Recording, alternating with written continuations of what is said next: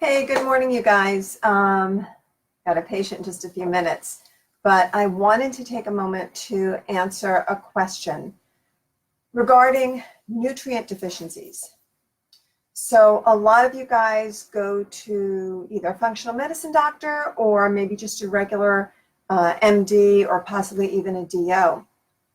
And you get a lot of blood work done, and especially a lot of the doctors these days are doing some extensive blood work. And so you get this blood work done and you see that you're deficient, and sorry about the noises there, you see that you're deficient in a lot of vitamins and minerals and things. And so immediately, of course, you're put on medication, you're put on supplements. And if you're like me, back when I first got diagnosed with Graves' disease and Hashimoto's, and saw a functional medicine doctor, I was put on literally a tray of supplements. Everything from a protein powder to vitamin A and zinc and selenium and all these other nutrients that were deficient in my blood. I was told by the functional medicine doctor that my blood looked like someone who lived in a third world country. In other words, someone who lives in an area where they are not properly nourished, where they are not getting enough food or quality food. So this is what I was told right before I had my thyroid storm. So I'm put on all these supplements and I take them with me when I went out to Arizona to the Tree of Life, and I'm taking them and taking them and taking them. And lo and behold, had my thyroid storm, as a lot of you know the story, and ended up hospitalized. So when I got out of the hospital and came back home, before I met Dr. Morse, I was still taking all of these supplements.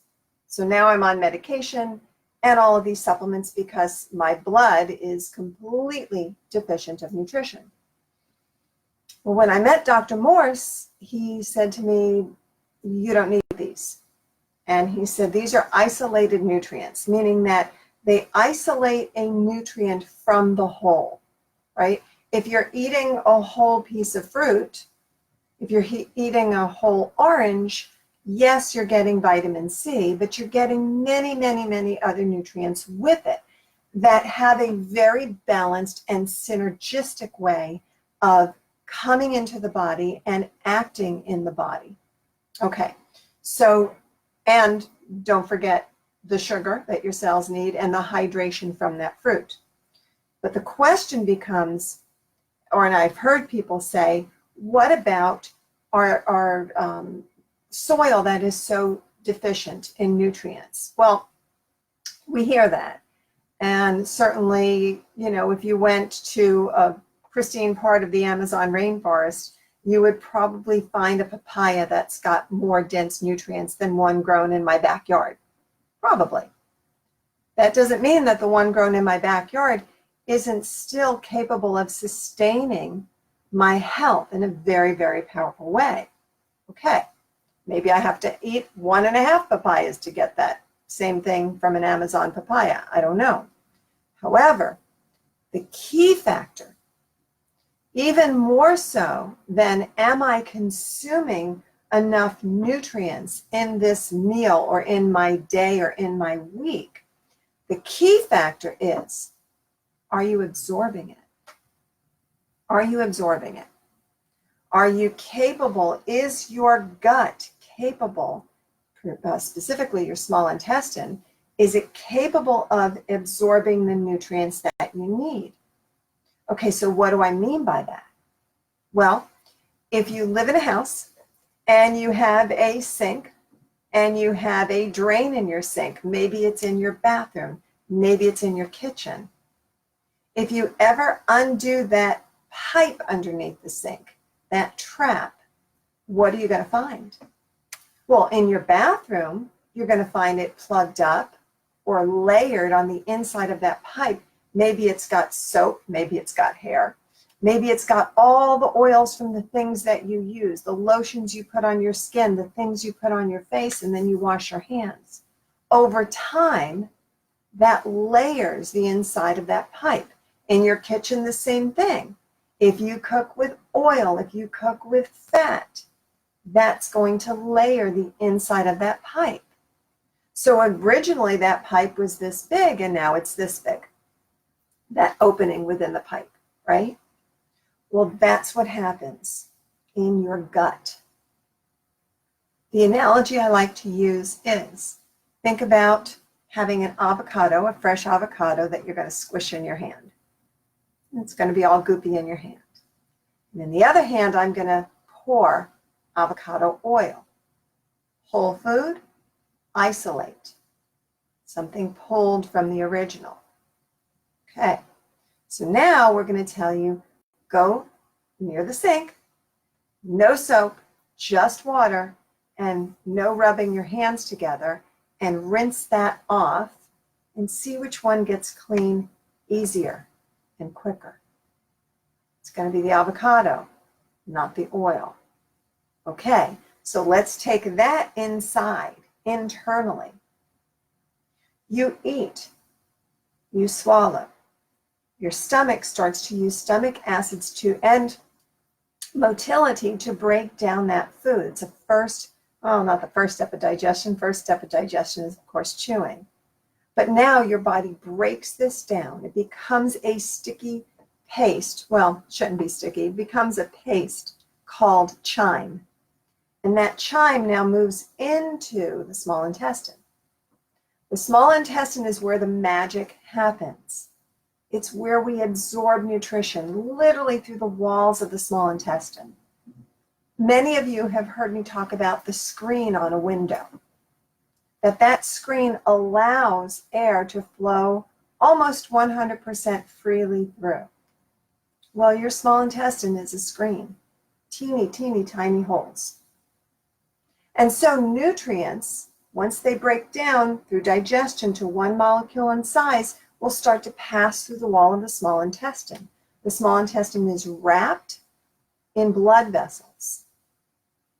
The nutrients pass into those blood vessels and go directly to your liver. That is your chemical factory.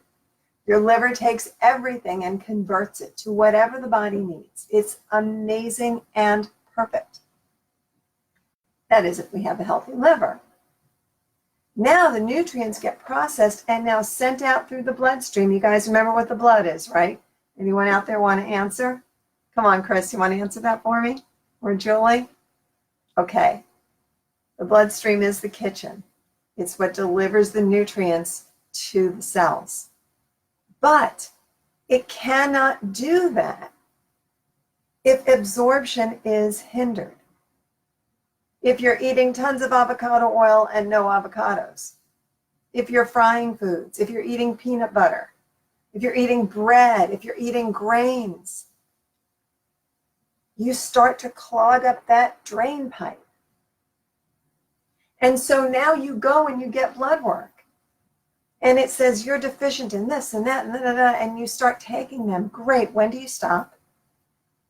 How long are you on them? Okay, so you stop after 6 months. You have your blood work. Wow, everything looks great. You stop taking them. Beautiful. 6 months down the road, blood work looks good.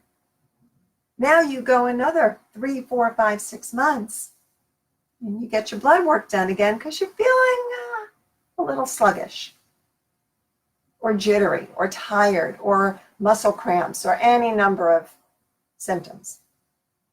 And so you go to the doctor, you get your blood work again, and lo and behold, you're deficient again. Maybe not as deficient as you were before, maybe in not as many nutrients as you were before, but you're deficient again. Why? Because by megadosing isolated nutrients, you're just treating a vitamin like a drug. It's symptom treatment. That's all it is. It's symptom treatment. Until you clear this gut out, until you are able to absorb nutrients, you are going to struggle to keep your nutrient levels normal. So if you've got to eat 1 1/4 papaya, eat 1 1/4 papaya. I don't know. I'm not too worried about that. I'm not too worried about our soil. I'm not too worried about where we grow things. Yeah, I'm worried about organic, of course. We could talk about that another time. But what I'm concerned about for you guys is that you're not cleaning this. How do you clean that so that you can absorb everything from your food? Well, those of you who are on this forum should be doing it. You're eating fresh, live fruit and fresh, live vegetables. Yes, I know we eat some cooked because we miss it and we desire it and we're kind of addicted to it. So, okay, bake a sweet potato, make a soup. I got that. But it's the fresh, live food that A, is going to give you the nutrients you want, and B, along with your herbal protocol, if you're on one right now, is going to clean out that gut. Down the road, we may do some, watch Facebook kick me off for this one. Down the road, we may do some fasting. Those of you who haven't fasted, we're going to talk about that soon. And in fasting, let me see if I can give you guys this picture without getting us in too much trouble. Oh, I see some hearts there. Who's happy about fasting? So let's see. Give me just a second, you guys. I know I'm taking a little more time than I anticipated. Where are my downloads? There we go. So, cleaning out the gut. I'm going to cover part of this picture so maybe they don't kick us off of Facebook. This is mucoid plaque. Yes, this is what comes out of the colon, of the small intestine, when you clean, when you deeply, deeply clean. Dr. Morse talks about pulling.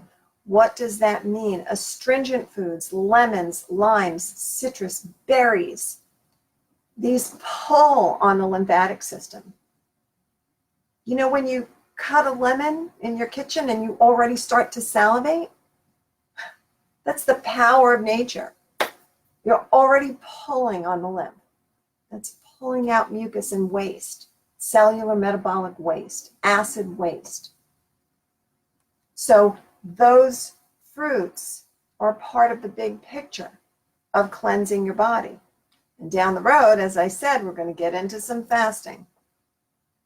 But if you don't get that mucoid plaque, can I show you again? Because it's pretty gross. If you don't get that mucoid plaque out of the gut in bits and pieces or the whole thing at once, I don't care, you are forever going to be nutrient deficient. Forever. That is the lining. That looks like the inside of the intestines because it is. It's like a snake that slithers out of its skin, but instead of this outer skin coming out, it's the inner lining.